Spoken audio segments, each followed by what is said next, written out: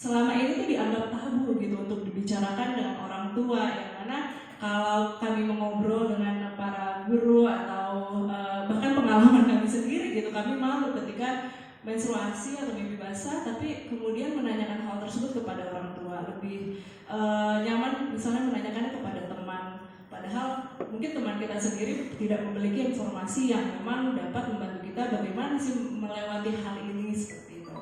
Kemudian tentunya dengan perubahan-perubahan yang terjadi, mereka ada perubahan emosi juga gitu ya, merasa stres atau seperti apa, yang mana di sini juga diajarkan bagaimana siswa ini mengelola stres. Kemudian next kan?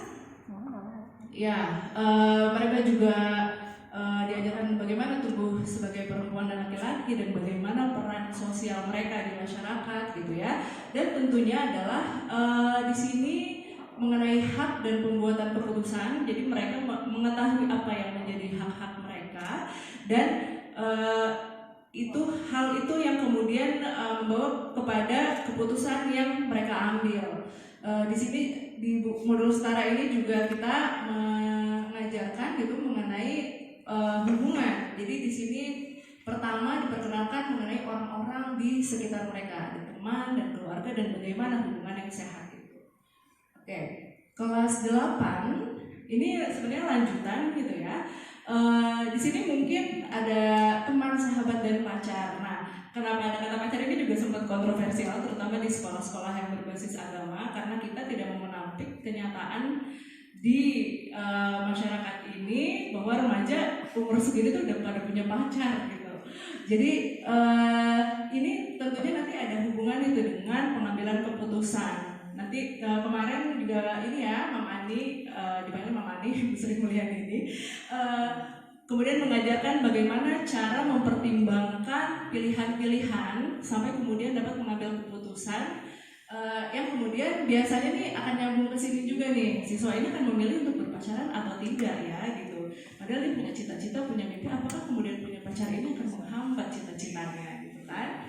Nah, hal itu juga kemudian berpengaruh gitu terhadap pilihan-pilihan yang mereka ambil, apakah dengan perubahan. Jadi kan seksualitas ini juga ada perubahan yang terjadi, mereka punya dorongan seksual yang terjadi gitu ya di usia mereka, yang tentunya kemudian kita mengenalkan kepada mereka, dan harapannya adalah mereka dapat tercegah dari perilaku berisiko yang dapat membawa mereka ke kehamilan yang tidak diinginkan. Yang mana tentunya kalau kehamilan tidak diinginkan ini kita harus belajar dulu tentang kehamilannya gitu. Jadi memang guru-guru IPA ini kan biasanya yang paham gitu dari menstruasi itu kemudian dapat membuat adanya peluang untuk hamil gitu, tapi dari pilihan-pilihan dan perilaku berisiko yang dapat terjadi itu dapat membawa ke kehamilan yang tidak diinginkan dan berujung pada perkawinan anak gitu, yang mana jadinya cita-citanya tidak tercapai ya, kalau misalnya hal tersebut terjadi. Dan tentunya perilaku berisiko yang khususnya ini misalnya perilaku seksual gitu ya yang berisiko, ini kemudian akan membawa juga selain kepada kehamilan yang tidak diinginkan, perkawinan anak, akan membawa juga ke infeksi menular seksual, jadi penyakit-penyakit seksual. Mereka juga mempelajari hal tersebut. Terus ya tadi ya lanjutan dari emosi, kita belajar kesehatan mental dan kemudian tentang kekerasan gitu. Jadi kita ingin remaja-remaja kita ini juga bebas gitu ya dari kekerasan, apalagi realita di sekolah-sekolah itu banyak terjadi bullying gitu.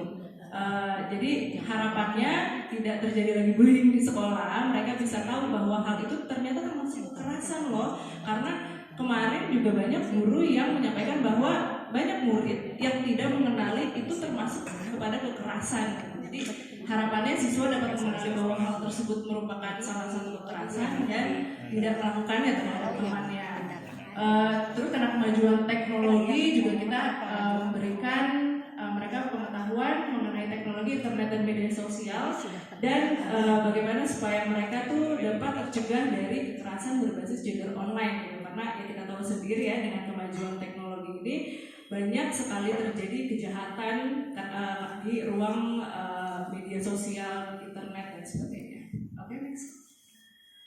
Ya, selain itu kami tadi sempat mengatakan bahwa visi kami itu salah satunya adalah inklusivitas gitu ya. Jadi tidak hanya remaja-remaja di sekolah negeri atau di sekolah madrasah, tapi juga kami menjangkau ke sekolah luar biasa atau SLB.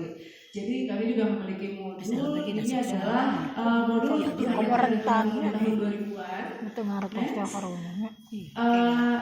Sebelumnya ya, oke. Dan ini adalah modul terbaru ya untuk siswa tunanetra